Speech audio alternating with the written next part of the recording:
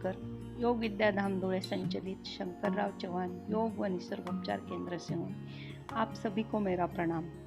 हमारे इस संस्था के संस्थापक माननीय डॉक्टर श्री GD बारचे सर की किताब प्राकृतिक चिकित्सा विज्ञान के बारे में समीक्षा करते समय मुझे इस किताब की जो विशेषताएं दिखाई दी है उसे मैं सारांशात्मक रूप से आपको बताना चाहती हूँ। इस किताब को 8 विषयों में विभाजित किया गया है। जैसे प्रकरण 1 में प्राकृतिक चिकित्सा विज्ञान का अर्थ और स्वरूप दिया है। 2 में प्राकृतिक चिकित्सा के सिद्धांत दिए हैं। 3 में प्राकृतिक चिकित्सा का इतिहास। 4 स्वास्थ्य व रोग संकल्पना। 5 में प्राकृतिक चिकित्सा के प्रकार व स्वरूप। 6 में ईशोपचार एक वैज्ञानिक सत्य। 7 में प्राकृतिक चिकित्सा, योग और आयुर्वेद। 8 में समापन दिया हुआ है। तो आज हम देखते हैं कि इस किताब के पहले प्रकरण में प्राकृतिक चिकित्सा विज्ञान का अर्थ और स्वरूप स्पष्ट किया है।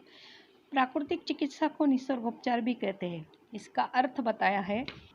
इस निसर्गोपचार का अर्थ बताते समय नि यानी निराले तरह से, अलग प्रकार से, सर्ग यानी जन्म होना, उप यानी पास नज़दीक, चर यानी साथ चलना, अलग या निराले तरह से जन्म किसका हुआ है तो हमारे जो 5 तत्व पंच महाभूत है, पृथ्वी, जल, अग्नि, वायु, आकाश, इनकी उत्पत्ति इस तरह से हुई है। यह सामान्य नहीं है और इनके बनाए नियमों के साथ चलना, आचरण करना ही निसर्गोपचार है। इसे प्राकृतिक चिकित्सा भी कहा जाता है। प्राकृतिक यानी प्रकृति, चिकित्सा यानी वेदना, और इस वेदना से मुक्त करना प्राकृतिक चिकित्सा कहा जाता है। प्रकृति के सभी प्राणी, पशु, पंछी जिस तरह निसर्ग नियमों का पालन करते हैं, वो कभी बीमार पड़ते दिखाई नहीं देते हैं, कभी डॉक्टर के पास जाते दिखाई नहीं देते, उसी तरह मानवीय जीवन भी होना चाहिए। जो ब्रह्मांड 5 तत्वों से बना है और चल रहा है, वही 5 तत्वों से मानवीय शरीर भी बना है। इसलिए महर्षि चरक अपने श्लोक में कहते हैं, तत्र शरीर नाम चेतना अधिष्ठान भूतम पंच महाभूत विकार समुदायात्मक संयोगवाही। हमारे शरीर के 5 तत्वों का काम एक साथ अच्छा हो रहा है तो मानवीय शरीर स्वस्थ रहता है। अगर किसी एक तत्व में बिगाड़ हो जाता है तो बाकी सारे तत्व भी बिगड़ जाते हैं। यही बताते हुए इनमें संयोजन और समुदायात्मकता होना जरूरी है। प्राकृतिक चिकित्सा विज्ञान समझाते हुए इस चिकित्सा को शास्त्रीय आधार बताया है। जैसे फल नीचे गिरता है पकने के बाद, ये हमें मालूम है, लेकिन इसके पीछे का शास्त्रीय आधार है गुरुत्वाकर्षण शक्ति, और इसी शक्ति की वजह से फल नीचे ही गिरता है। ये विज्ञान है, विशेष ज्ञान है। यह चिकित्सा 6 प्रकार की बताई है। प्रकरण 2 में प्राकृतिक चिकित्सा के सिद्धांत बताए हैं। पहला सिद्धांत, सभी रोग एक, उनके कारण भी एक और उनकी चिकित्सा भी एक ही है। दूसरा, रोग के कारण कीटाणु नहीं होता है। तीसरा, रोग शत्रु नहीं मित्र होते। चौथा, प्रकृति स्वयं ही चिकित्सक है। 5वां है, चिकित्सा रोग की नहीं वरना रोगी के पूरे शरीर की होती है। 6वां है, रोग निदान की आवश्यकता नहीं है। 7वां है, जीर्ण रोगों के ठीक होने में विलंब का आभास होना। 8वां है, प्राकृतिक चिकित्सा से दबे रोग उभरते हैं और सदा के लिए जाते हैं।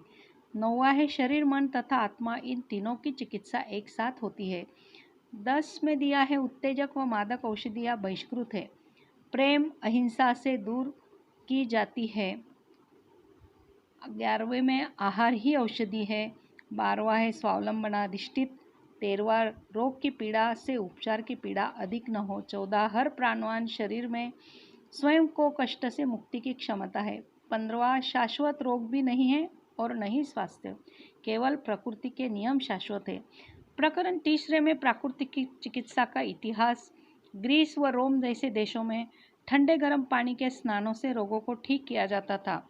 भारत जैसे प्राचीन सांस्कृतिक देशों में रोग में मंत्र तंत्र का उपयोग किया जाता था। बाद में आयुर्वेद के रूप में उपचार विधि का उद्भव व विकास देखने को मिलता है। मात्र प्राकृतिक चिकित्सा में सच्चा सूत्रपात सर्वप्रथम हिपोक्रेटिस में दृष्टिगत होता है, जो रोम में 460 से 357 बीसी के अवधि में हुए प्राकृतिक चिकित्सा के आधुनिक जनक माना जाता है। तुम्हारा भोजन ही तुम्हारी दवाई है। दूसरा 100 दवा एक हवा इस तथ्य को समझाया है। ग्रीस, रोम, ऑस्ट्रिया, जर्मनी से भी प्राचीन प्राकृतिक चिकित्सा का बीजारोपण हुआ। वहाँ के विंसेंट प्रिस्नवेज पानी उपचार के तज्ञ, सिबास्टियन क्नाइप जल चिकित्सा, एडल्फ जूस्ट मिट्टी के प्रयोग के लिए जाने जाते हैं, लुई कुने आकृति विज्ञान के लिए जाते हैं, Arnold Ehret, Arnold Rikli, Heinrich Lahmann, Ignaz Peczely, Emanuel Felke, doctor Russell Trall, doctor J Tilden, John Harvey Kellogg, PD Palmer, James C Jackson, Bernard Macfadden, Mahatma Gandhi ji, Bharat के Vinobaji Bhave, doctor Vitthal Das Modi ji, doctor Swaminathan, doctor Chhabria ji, doctor Jaynarayan Jaiswal, बहुत सारे चिकित्सक भारत में भी हुए हैं। उन सब के नाम यहाँ पर शामिल करेंगे तो पूरी किताब हो जाएगी। इन सभी प्राकृतिक चिकित्सकों ने स्वास्थ्य को स्वस्थ रखने के लिए अलग अलग चिकित्साओं का अवलंबन किया है, वह समाज के सामने रखा है। चौथे प्रकरण में स्वास्थ्य व रोग संकल्पना को स्पष्ट करते हुए बताया है कि स्वास्थ्य के बारे में लोग बेफिक्र है। इसका मूल कारण अज्ञान, आलस, प्रमाद है। स्वास्थ्य का स्वरूप बताने हुए प्रसिद्ध प्राकृतिक चिकित्सक व स्वास्थ्य विदों ने जो स्वास्थ्य के बारे में कहा है वह इस प्रकार है। मनुष्य प्राणी के शारीरिक, मानसिक व नैतिक स्तरों का निर्माण करने वाले तत्वों व शक्ति स्रोतों के सामान्य व समन्वित स्पंदनों का होना स्वास्थ्य है, जो प्रकृति में स्थित सृजनात्मक सिद्धांतों के मध्य से संभव होते हैं। हेनरी लिंडल हार ने ये कहा है।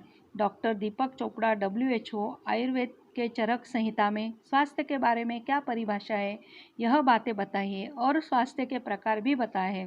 तैत्तिरीय उपनिषद के अनुसार पंचकोशीय शरीर कैसा हो, इसके बारे में चर्चा है।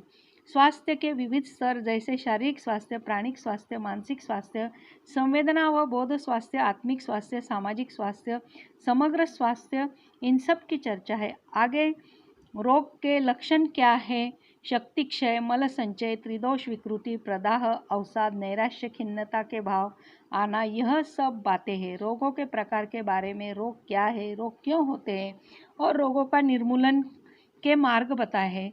स्वास्थ्य चेतना के 4 स्तर दिए हैं। 5वें प्रकरण में प्राकृतिक चिकित्सा के प्रकार व स्वरूप के बारे में चर्चा करते हुए नियमों का पालन, पतंजलि के अष्टांग योग का पालन करना, उस मार्ग पर चलना, इस विषय की चर्चा है।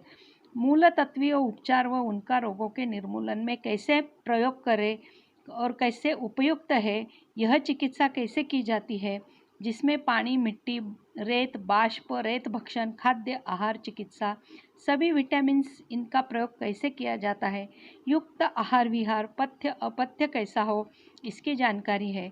इन सब की चर्चा के बारे में गीता, उपनिषद, आयुर्वेद, इन सब का संदर्भ दिया है। अयोग्य आहार संकल्पना स्पष्ट की है। त्रिदोष, सात्विक आहार संकल्पना स्पष्ट की है। उपवास संकल्पना है। सभी प्रकार की प्राकृतिक चिकित्सा का प्रत्यक्ष प्रात्यक्षिक रूप से स्पष्ट किया है। स्वरोदय चिकित्सा बताई है, जो योग, प्राण और नाड़ी के बारे में है। व्यायाम, मसाज, इनकी जानकारी है। 6ठे प्रकरण में ईशोपचार एक वैज्ञानिक सत्य, मानवीय शरीर का वर्णन किया है। इसमें उपनिषद के वचन के अनुसार यह भी एक उपचार पद्धति है और इस वैज्ञानिक दृष्टि से देखा जाए तो यह भी एक सत्य रोग मुक्ति का मार्ग भी है। 7वें प्रकरण में प्राकृतिक चिकित्सा, योग और आयुर्वेद, ये तीनों स्वास्थ्य प्राप्ति के मार्ग होकर अपने आप में पूर्णता रखते हुए एक दूसरे को पूरक है। ये सब इसमें विवरण किया है। सामान्य स्वास्थ्य और सुखी जीवन जीने के लिए प्राकृतिक चिकित्सा, योग, आयुर्वेद का त्रिवेणी संगम का ज्ञान मनुष्य को वरदान बना सकता है, मनुष्य के लिए वरदान बन सकता है। 8वें प्रकरण में समापन किया है। इसमें ऋग्वेद, गीता, शंकराचार्य जी के वचन, तुलसीदास जी के वचन और समस्त भारतीय परंपरा यानी कि भारतीय तत्व ज्ञान का आधार समग्र जीवन को कैसे स्वस्थ रख सकता है, यह सारी बातें बताई है। ये सब बातें बताने के बाद आप चाहे इसे खरीद सकते हैं इस किताब को, और अपने लिए, अपने परिजनों के लिए इसका इस्तेमाल कर सकते हैं। धन्यवाद।